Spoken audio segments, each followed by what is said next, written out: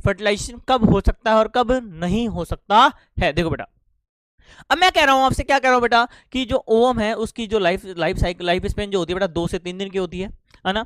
तो अगर वो 14th डे को रिलीज हो रहा है तो 15, 16 और 17 है ना बेटा, या 15, 16 और 17th डे, यस और नो। तो 3 दिन वो जिंदा रह सकता है। अगर उसको इस दिन स्पर्म मिल जाए, इस दिन स्पर्म मिल जाए और इस दिन स्पर्म मिल जाए, तो बेटा प्रेगनेंसी के चांसेस हैं हमारे पास, यस और नो। अब अगर मेरी कहानी है, अगर सपोज करो बेटा, देखो 11, 12 और 13th डे, इस दिन मान लो स्पर्म मिला होता बेटा, क्योंकि 3 दिन अगर वो जिंदा रह लेता है स्पर्म, हमें पता है, तो 14th डे क्या पता उसको जैसे ओम निकलेगा वो फर्टिलाइज हो जाए, यस और नो, हो सकता है ना। यानी 11th, 12th और 13th बेटा सुनो, ये सब में ये जो 17 और 11th है सबका अपना अपना जो बॉडी पे डिपेंड करता है, लेकिन ये जो 2 दिन है बेटा, इस दिन तो होता ही होता है, याद रख लेना।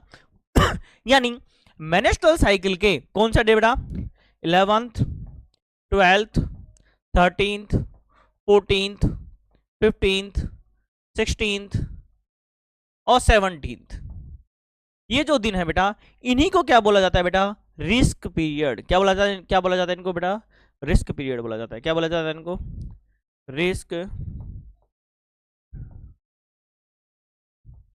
यानी इस दिन अगर कॉपुलेशन होता है between the husband and wife, between the male and female, तो प्रेगनेंसी के चांसेस बेटा बढ़ जाते हैं। लेकिन बेटा इनके अलावा जो दिन बचते हैं बेटा, कौन से, उनको बोला जाता है क्या बेटा, इनको बोला जाता है सेफ पीरियड। क्या बोला जाता है उनको, सेफ पीरियड। देखो बेटा 1, 2, 3, 4, 5, 6, 7, 8, 9, 10, 18, 19, 20, 21, 22, 23, 24, 25, 26, 27 और 28,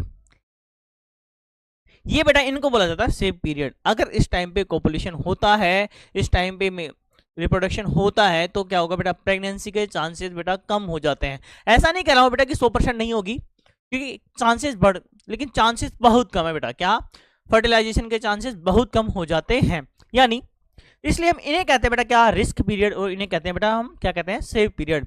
अगर इस टाइम पे रिप्रोडक्शन होता है तो प्रेगनेंसी नहीं होगी, यस और नो।